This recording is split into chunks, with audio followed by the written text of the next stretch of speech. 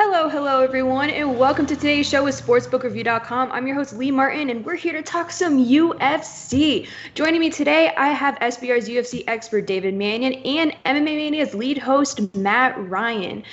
Before we get into all the good stuff, like always, just give this video a like and subscribe to our channel. Now, let's get to it. This upcoming weekend, we have Saturday, December 5th. We're back at the UFC Apex, and we have UFC Fight Night, Jack Hermansson versus Marvin Vettori, and that's going to be a great fight. But like always, before we get into this upcoming weekend, let's take a step back and just recap what happened over the weekend. We had Anthony Smith versus Devin Clark, and let me tell you, I wasn't surprised by how that fight went. But Dave, I'm going to start with you with about how your weekend went. Yep. I don't think, if you listen to this show, you shouldn't have been surprised at least. But I did see money come in on Devin Clark somehow. And look, if you listen to us or you followed me on Twitter and you took and you listened to the advice I gave and you still went ahead and took Devin Clark, then shame on you. You should know better than by now that if I'm that strong on something, there's a great chance it's going to happen. Devin Clark, look, we said it last week, he's not on the same level as Anthony Smith. And that was proven within, I think it was 2.5 minutes of the first round. Not even that, 2 minutes, something like that. He wiped him out. Pretty much the same, Miguel Beza, that submission threat. Takeshi Sato was never going to handle the black belt. And to be fair, Sato didn't even look as good on the feet as I expected him to. So them two top predictions, which is quite rare, to nail the co and the main event, because, more often than not, they're stylistically well matched.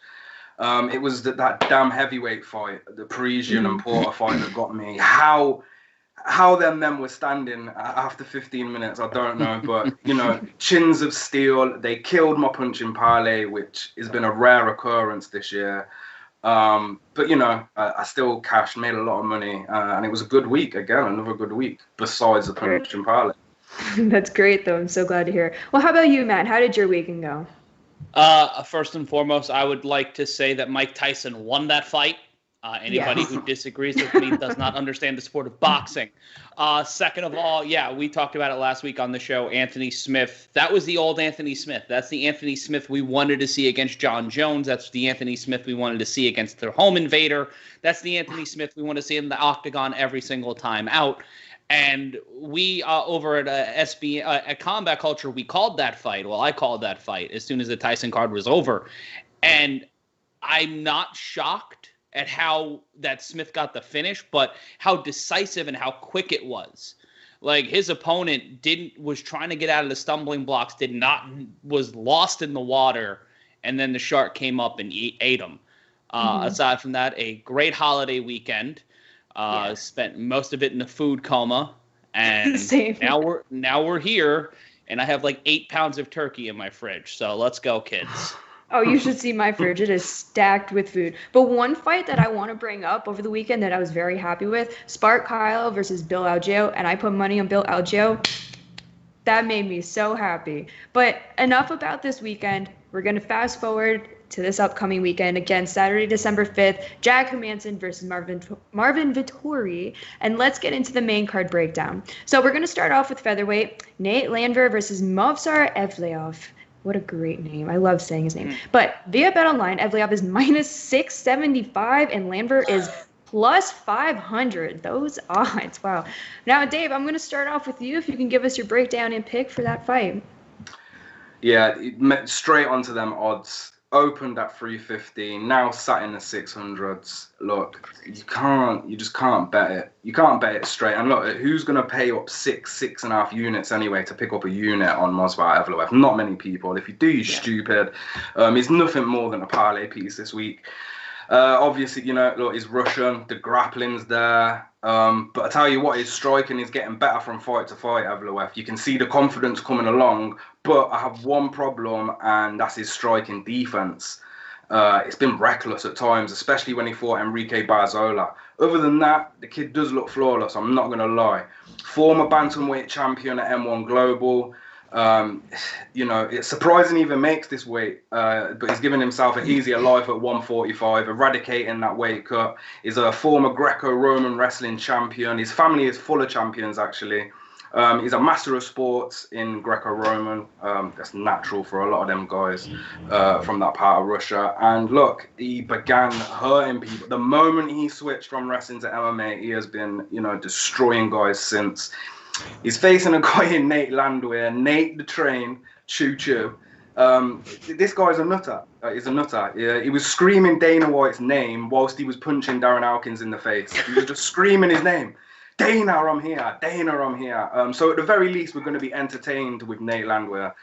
Problem is, his debut fight, he got absolutely smoked by Herbert Burns, a young, up-and-coming, well-rounded fighter.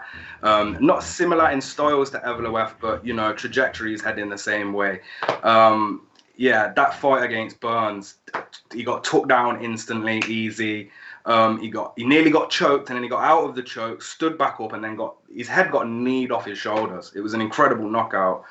And then he fought Darren Elkins. He got the W. I saw some great striking combinations, and really it was the counter striking of Landwehr that won that fight. He was pretty decent in the clinch. I was able to take that from that fight, and he was also, defending Darren Elkins' takedowns later on in the fight. I'm not sure how much you can hold on to that, but he did. This fight, it's got to be Evloev. Look at the odds. I think he's going to test his striking right, because I don't think that he's going to fear the knockout. And when we watch Landwehr, he was taken down by both Herbert Burns and Elkins. I don't think Evloev's going to find it a problem if he needs to take the fight to the floor. So he can test his striking out, maybe get the knockout. If that doesn't work for him and he feels like Landwehr's getting the better of him, he's got the wrestling there. Utilize that to his fullest, and he can just ground and pound his way to a victory, or ground and pound his way to a decision victory. Landwehr, should hold the striking advantage in this one, and you know what, he did fight in Russia for 3 years, so he's used to that Russian style of fighting. Now, with that said, I still favor Evloev fighting out of American top team now, constantly progressing as I mentioned earlier, with his striking. This is a fight of the night potential, scrappier with Landwehr and Evloev, but it's all Evloev, maybe a parlay piece. Even going inside the distance is a bit risky. I know Burns got it quite quick, but, if that one pop don't happen, Evloev is a grinder when he utilizes his wrestling. So, yeah, I'm not too sure about hitting that inside the distance prop, but you should be pretty safe with Evloev this weekend. All right. Well, how about you, Matt? Do you agree with Dave, or do you have a different take for that fight? To quote my favorite band growing up, Alice in Chains, I'll stay away. I am not going anywhere near this fight unless there's a parlay involved. There's a lot in this fight that just kind of tracks weird to me. Dave brought all those points up. Landwehr and Evloev, wow, way to go, Matt. Both spent time in M1 Global before heading over to the UFC. Evloev fought Mike Grundy back in July. This is his 4th UFC fight. He's won all 3 of his UFC fights by decision. So he is a grinder. He is someone who's going to look to dominate those 15 minutes.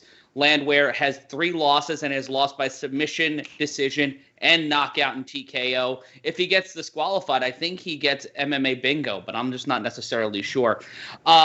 But Landwehr had a 7-fight win streak prior to that loss to Burns, where he got a Mortal Kombat fatality. But the odds are too strong in one direction. I'm going to stay away from it and just try to see if there's any other opportunities popping up to roll this into something bigger. All right. Well, if you guys do want to get in on that fight, again, via BetOnline, Evloev is -675 and Landwehr is +500. Let's move on to the next fight. We have light heavyweight Roman Dolidze versus John Allan, and I might have butchered his name, but Dolidze is -185 and Allan is +160. Matt, I'm going to continue with you with your breakdown and pick for that fight. All right. So when you're looking at this fight, both of these guys are fighting for the second time in the UFC. Dolidze getting the more recent run inside the octagon, where he beat Ibrahimov back in July with a first-round TKO. He's won all of his fights by stoppage.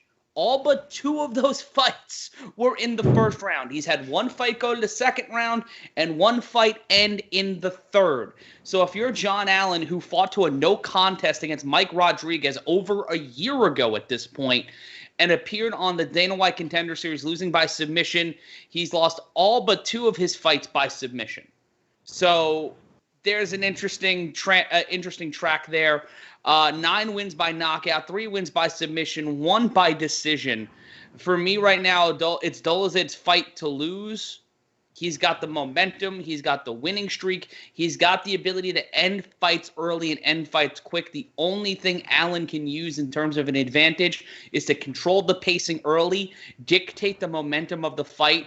But against a guy like Dolidze, who's been finishing and piecing people up in rounds 1 and 2 and never seeing a scorecard, it's a tough one for me. But I'm going with Dolidze, and I think this one's going to be an early night.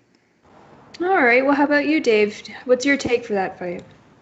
The pronunciation of his name, Roman Dolidze. I believe that is the correct one. From all the fights I've watched, that's how they're saying his name anyway. So, you know, if anyone's struggling with that one, some of these names are absolutely ridiculous. But yeah, look, Dolidze, whatever you want to say. I think it's a silent Z, but he's a grappler at heart. But that knockout power is just taking him through his career thus far. Now, we should note that he does have a training partner who is the bare knuckle champion. So for the grappling chops that he's grew up with, I think he's making that up with his striking by being friends with that guy. I can't remember his name. His fight against Ibrahimov knocked him out in his debut. A vicious knee that did seem to be a high kick, but it was the knee that connected and just sent Ibra, out of the UFC, basically. We didn't see any grappling in that fight because it wasn't needed whatsoever. But we did see some crazy guy called Dolidze talking to his opponent during the fight and then screaming after. He's a lunatic, and he didn't just do this in that Ibra fight as well. You watch all of Dolidze's fights. He's there screaming stuff at his opponent, screaming after the fight. Yeah, he's a bit crazy, a bit like our boy Nate Landwehr in the previous fight. Yeah, there's some right characters, actually. I also forgot to mention that Evloev whispers to himself just before the bell goes, check this guy's mouth. I'm not sure if it's prayer or something like that, but it's still scary, right? The guy's whispering to himself as you're about to fight him. Anyway, back to the point. WWFC title fight for Roman Dolidze before he came to the UFC. Not much you can take from that. It's a Ukrainian promotion, but he still did take the title and then come straight to UFC. This fight, John Allan, Brazilian, he was suspended for a failed drug test and he was sidelined for over a year. So we don't know what he's been up to. I'm not sure how active he's been or how serious he's been taking it. He got submitted on the Dana White Contender Series and then he was brought back to face a guy in Mike Rodriguez who takes a lot of slack. Mike Rodriguez, people call him Slow Mike. So, yeah, take what you want from that. And then it was a year later against Vinicius Moreira. And he got that victory, I believe. I just need to fact check that, though, because I may be wrong. I think he won his second fight, and we haven't seen him since. I think he won it, got the failed drug test, and then he's been out ever since. But even so, this is an extremely difficult fight to predict all around. Allan is hard to read because the level of opposition has been low. So right now I am siding with Dolidze just based on his aggression alone. But even saying that, Allan, he has the experience with 18 fights and Dolidze only has 7.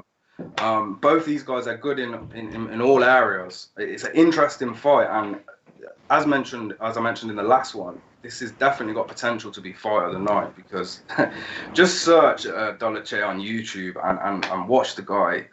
He's a character, and between him and the Brazilian, I think they're both going to bring it this weekend. But I am siding with Dolidze. I don't think I'm going to bet it. The odds, yeah, I'd rather this be at a pick-em, to be quite honest. I don't want to see a 7-0 guy at -200 against a decent guy in John Allan. So in terms of betting, I'm not running to bet it, but I do side with Roman in this one. All right. Well, if you guys do want to get into that fight, again, via BetOnline, Dolidze is minus 185, and Allan is plus 160. Let's move on to the next fight. We have women's flyweight, Montana De La Rosa versus Taila Santos. I can't talk. Via Bet Online, De La Rosa is plus 175, and Santos is minus 205. Dave, I'm going to continue with you for your breakdown and pick for that fight. Yeah, another name that could get ya. See, I used to call her Taila, and then I realised that the I was before the Al, and then we have Taila Santos. Okay.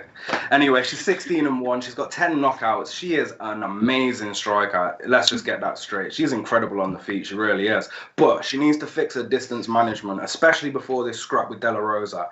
Both girls have got a common opponent in Maria Borella. Maria actually became Taila Santos's first career loss.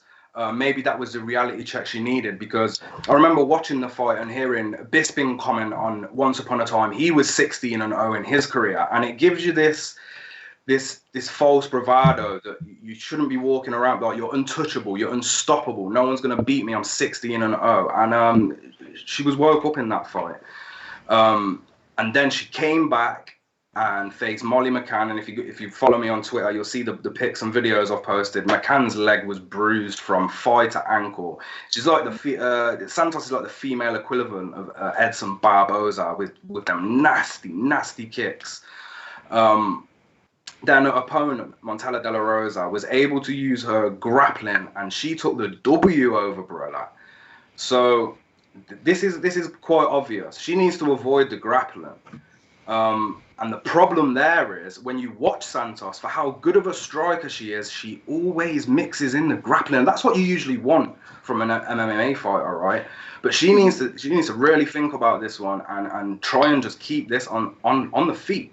And as I mentioned before, use distance management. She gets in the pocket too much, and I understand, because she's got that knockout power, and she likes to swing. But she's facing a 3-time All-American grappler in De La Rosa. And that's not going to be good for her if she wants to mix up the grappling. Now, when we look at De La Rosa's last fight, after the Borella win, she fought Viviane Araujo, and she decided to completely ignore her wrestling.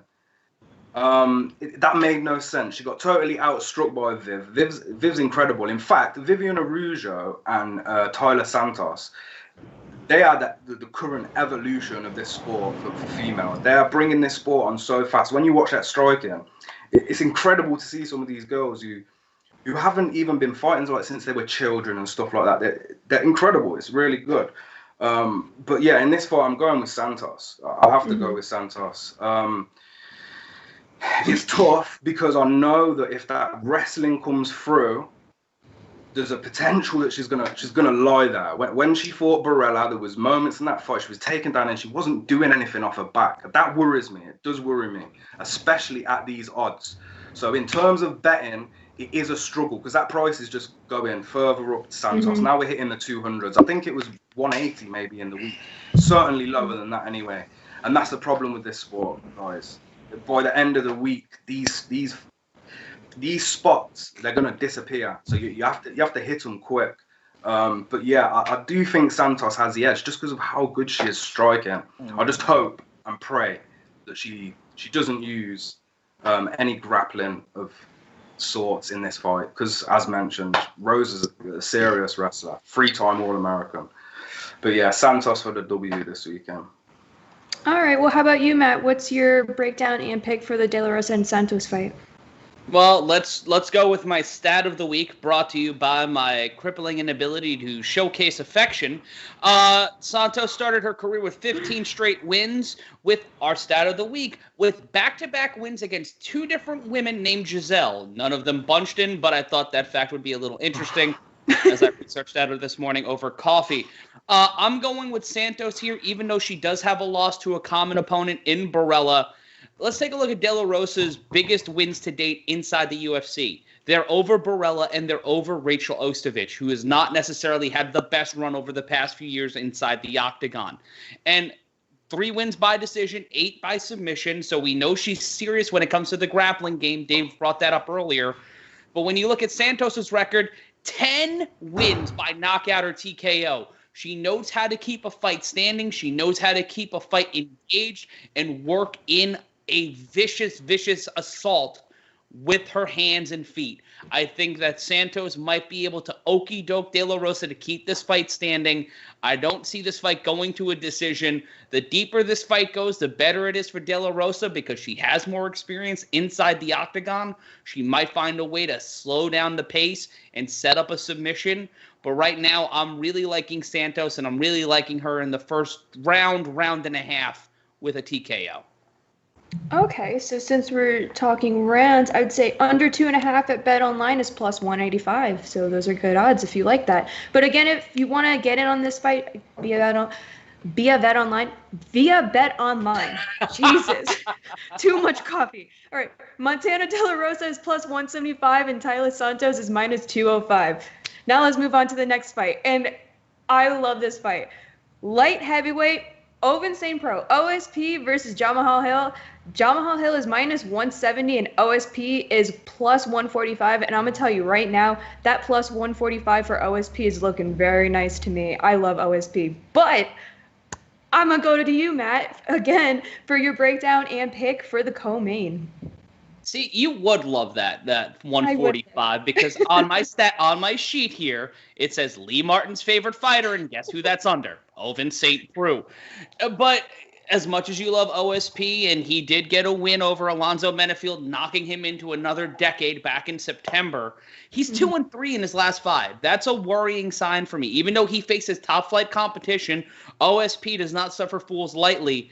The losses coming to Dom Reyes, Nikita Krylov, and then a weird outlier to Ben Rothwell. I really don't know where Ben Rothwell stands in the whole swing of things right now within the world of mixed martial arts. But, you know, the man has a choke that was renamed after him because he's the master of it, and that's the Von Fluke or Von Preux choke. Well, let's take a look at Hill really quick. Got a TKO win in the first round over Clinton Abreu back in May. Every fight that has gone to the third round has gone to the scorecard. So that's a great thing for OSP. If he's able to dictate the pace of this fight and keep Hill on his back foot for the first 2.5 rounds or get him to the ground, that is a great sign for him because he's going to go to the scorecards. But half of Hill's wins, half of his 8 wins have come by way of decision. So he knows what to do to win on the scorecards. The other half have been TKOs or knockouts. So this guy is dangerous standing.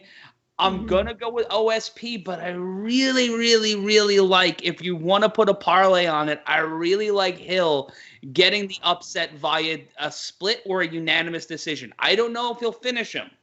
I really don't know if Hill's going to be able to stop OSP with his hands, but the deeper this fight goes, the better it looks for OSP, but there's a slim thing in my mind yelling at me right now. It's a devil dressed up as Dave. The hat, the whole thing. Just horns poking out of the hat saying, bet the parlay, bet the parlay. But, that's just what's going on in my mind. It's a dark, sad place in there. It's like a Fellini film. But I'm going to go with OSP as my pick for the co-main. I love it. All right, well, how about you, Dave? What's your take for the co-main?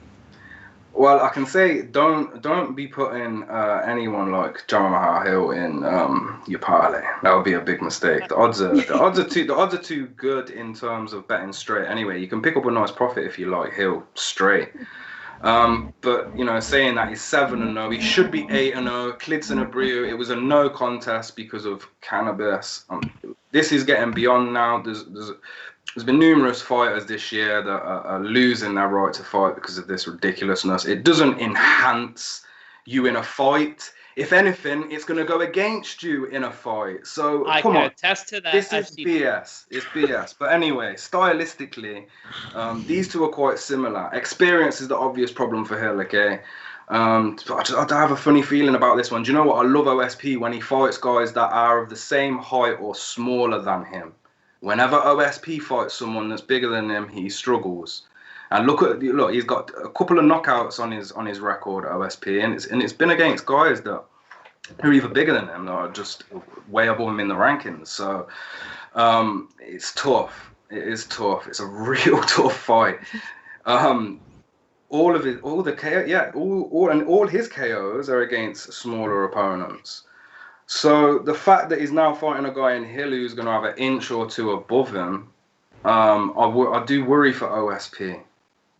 he destroys the opposition when he's fighting these unranked guys. But there was a guy in Reyes who was 10-0 at the time that fought OSP, and yeah, it's not often that you see OSP losing to a unranked opponent. Hill, what I did was I tried to focus on Hill's last fight, and watching him, his hands against Stosic, they were low. And do you know what? I think the OSP technically is a better striker than Darko, and Darko was still able to land on Hill, and Hill was lucky. I'm telling you, to not get knocked out. He keeps his hand low. It's like he's having a cup of tea. I don't even know what he's doing. He keeps his hand low. I don't know. But if he comes into this fight with that, I don't know if it's just cockiness or stupidness at this point. But if he comes in like that, it's not going to be a good night for him. You look at OSP against Menefield. He was just baiting Menefield into circling right, straight onto that left hook. Because this stand-up game is going to be a clash of hooks versus straights, right? OSP loves his left hook and his right hooks, whereas Hill he's been a master of jabs in his fights, maintaining that distance and jabbing. But then he fails and he starts throwing knees and stuff, and then he was taken down by Darko. And these things are all from a guy who's had 8 professional fights. And I think that's what's going to win this fight. I think experience, IQ, fight IQ, and just being the smarter fighter in there. I believe that the OSP is going to do what he does to the majority of unranked up-and-coming opponents and just beat them. I think he's going to hand Hill his first loss. And yeah, I do like the dog money. In terms of betting it, no, I want to see more. So if all the public could keep betting Hill for me, bring that price of OSP up to maybe between 160 and 200. I'll take it. I really will take it. But look, as I mentioned, OSP struggles against bigger fighters. Hill's a big dude. He could just stand there and throw that jab for 15 minutes. And if that's the case, I'm not sure that OSP can get through. In fact, OSP's got the best left body kick in the game. There's his other tool, other than the Von Preux joke. That left body kick is incredible, and the left hook. The power's all there. Can he connect with a bigger guy? I'm not sure. Hopefully, I'm hoping that OSP gets his first win against a guy taller than him. But right now, I need better odds to run to the bookie and put that on my slip. All right. Well, if you guys want to get in on that fight again via BetOnline, Jamahal Hill is -170 and OSP is +145. Now let's move on to the main event. We have middleweight Jack Hermansson versus Marvin Vettori. Via BetOnline, Vettori is -136 and Hermansson's +116. Dave, I'm going to continue with you for your breakdown and pick for the main event. Yeah, again, it's a rough fight. I mean, it's tough to predict. I'm not too confident either side. I'm seeing this one on the feet as a volume striker versus the 1-2s, the volume striker in Hermansson versus the 1-2s of Vettori. Hermansson should be favoured if these two stand, in my opinion. You will notice that Hermansson's losses have been through knockouts, but Vettori's KO presence has never really. It's not really surfaced. I think he has 2 career knockouts on his record. Now, with that said, and me talking about Hermansson being the volume striker, he does also like to hang around a lot, laying and praying sort of thing. He plays this patience game on the feet, and that's cost him before. Then we see it's grappler versus wrestler. Hermansson is great on the ground with his jits, ground and pound, his transitions, but Vettori, in my opinion, is the stronger wrestler in this one. The problem is, I'm not sure that he can avoid getting submitted by Hermansson on the ground, especially looking at fights like Hermansson versus Jacare. Like, this is Jacare, and this was Jacare. This was not prime, but this was Jacare when he was still good. Okay, and Hermansson, to sub a guy like that is pretty damn impressive. Now, this is a 5-round fight. Hermansson beat the middleweight record of strikes landed versus Souza, so that's something. Me going back to the volume striking versus the 1-2s. If this fight is standing, this should favour Hermansson in taking the decision. If he doesn't get a knockout, of course. I'm not sure Vettori has a significant chance of winning this one. 5 rounds of wrestling.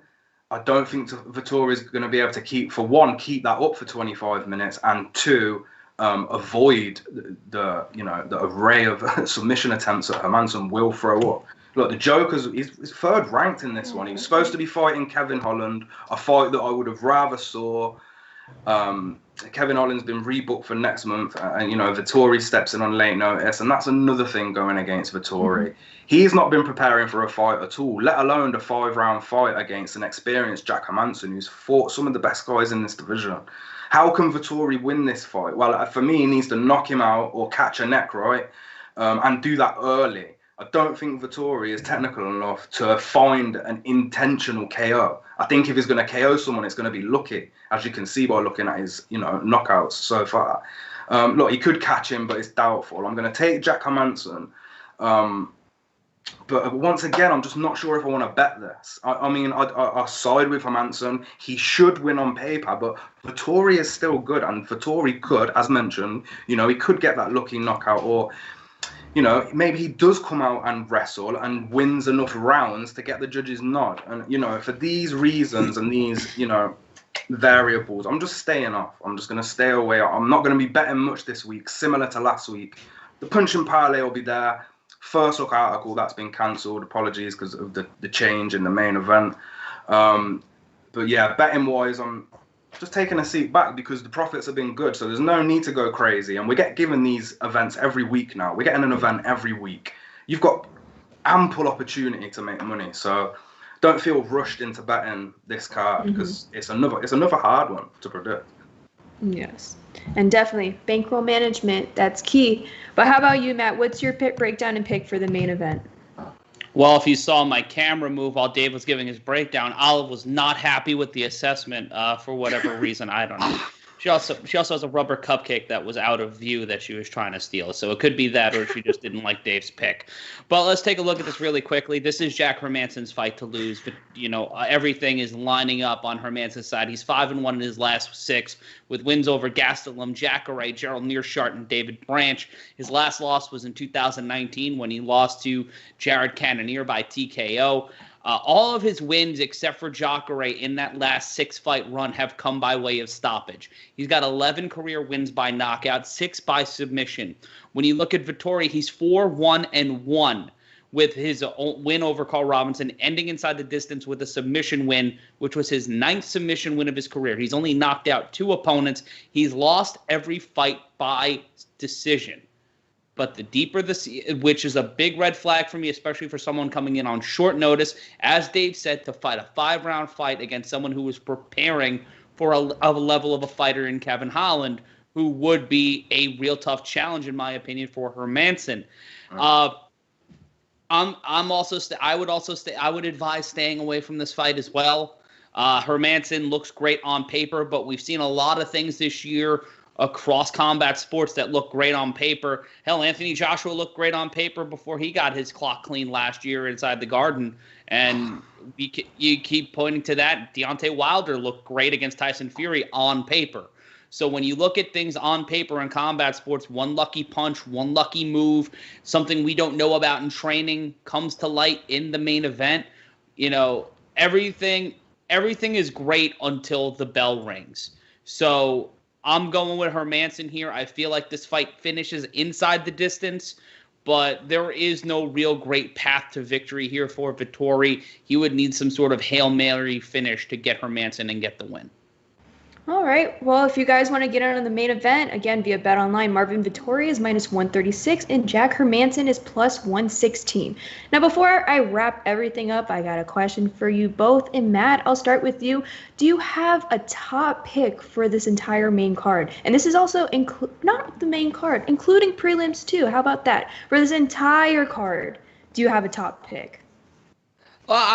I like the De La Rosa fight just because there's a lot of questions to be answered there. I think this card is interesting in the fact that there are a lot of fights that set up a lot of different roads, especially at 145 when we take a look at the main card, because my internet decided to just tell me to go screw trying to look at this coming weekend's card. But For me, the De La Rosa fight really stands out for me. There's another fight on this card that was added just over the course of the week that, we could take a look at which is not even on the UFC side anymore. I think Landwehr and Evloev is actually a really fun. That's going to be a very fun fight. Yeah. If you're looking at this fight from a fan perspective, a hardcore fan perspective, you're going to enjoy yourself on Saturday night. If you're looking at it for star power, you're not going to get that. We're seeing that more and more. As Dave said, we're getting fights every single week now. It's great for us. It's great for you guys watching who are diehard MMA fans. But when you're looking to, matriculate your bankroll a little bit, it is a little bit difficult to kind of find those sneaky picks when everything's happening every weekend. It's putting a big press on the development. It's a great thing for the development of fighters and the development of stars, but at some point the bottom's going to drop out, and we don't know what that's going to look like. But if you're looking at the prelims, Gian Villante and Jake Collier is the main fight of the prelim card, and Jake Collier looks like someone Jake Hager would have fought in Bellator, so I always love those fights. I want freak fights to come back. That's actually my new thing. # freak fights live. But that's what I'm looking at for my stumble and fumble into the card on Saturday night. All right. Well, how about you, Dave? As of right now, what is your lock of the weekend?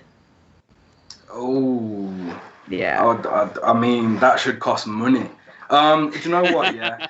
Listen, there's a guy called Ilia Topuria, okay? Yes. Now, he is a guy who, I think it was, we did a show, it would have been about October 5th or 6th, we did a show for Moraes versus Sandhagen, okay? Mm-hmm. And he fought Youssef Zalal, and I bet Youssef Zalal, and I faded Ilia. I didn't do my research on him like I should have.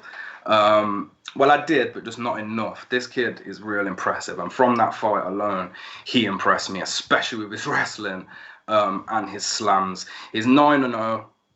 He has 7 wins by submission, and do you know what? He's got some stiff competition in Damon Jackson, because Damon Jackson also has majority wins by submission during his career. He's 18-3-1. 14 of those are by submission. So we're going to see some jits at the weekend, and this is my favorite fight. I'm going with Topuria. I think he's going to win. The odds are fair because he's got such good competition in Damon Jackson. But yeah, I'm with the Georgian this weekend. He's only 23, so there are risks there. But I weighed these up in the last fight, and I went with Youssef Zalal, and it cost me. The kid was good. He was a stud. So yeah, it's got to be Topuria. And also, you should look out for Jordan Levitt as well. He was impressive on Dana White Contender Series, and they're feeding him a 37-year-old Matt Wyman. Matt Wyman, I want to say the word legend, but he was just so absent for a long time that he kind of missed the UFC's pop and celebration. He wasn't there. And I don't think Matt Wyman's got it in him to compete at this level anymore. Mm-hmm. So yeah, it's Jordan Levitt and Ilia Topuria are 2 of my favorites this week. They have some great odds. Ilia Topuria is -240, and this is even with Jordan Levitt. Jordan Levitt's -400. Jordan Levitt, I can tell you now, guys, Jordan Levitt is not going to lose this weekend. He is a stud, and he's got the perfect opponent in Matt Wyman. It was like if Ilia Topuria was fighting Wyman, I feel like Topuria would be -800. That's how these fights are laid out. And Matt Wyman is being fed at this point in time. He's being used as bait. I don't like it, but he's a grown man. He took the fight. Okay, he knows what he's getting into. But yeah, that's it. All right, wonderful. Well, thank you guys so much. And that's all I have for this weekend's main card breakdown. Again, it's going to be this Saturday, December 5th at the UFC Apex, UFC Fight Night, Jack Hermansson versus Marvin Vettori. And every time I see Jack Hermansson's name, I always just have to say Hermansson. So that's how I remember his name. But yes, if you guys want to stay up to date with everything Matt and Dave have to do or say about UFC every single day, give them a follow on Twitter. You can give Dave a follow at @dmanion_, and you can follow Matt at @mryan consulting. And while you're at it, give SBR a follow at SBR Sports Picks. And if you also want more breakdowns and picks from all of SBR's UFC experts, just go to sbrpicks.com/UFC. Again, that's all I have. Thank you guys so much for joining me and dropping some knowledge. Hope you have a wonderful weekend, and I'll see you next week.